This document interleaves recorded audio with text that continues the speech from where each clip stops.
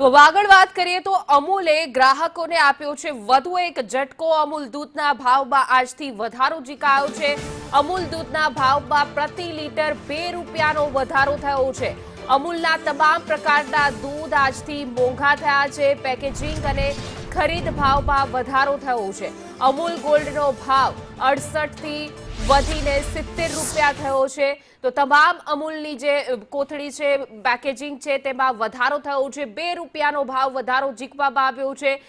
ગોલ્ડનો ભાવ પણ જે છે તે 2 રૂપિયા વધી ગયો છે।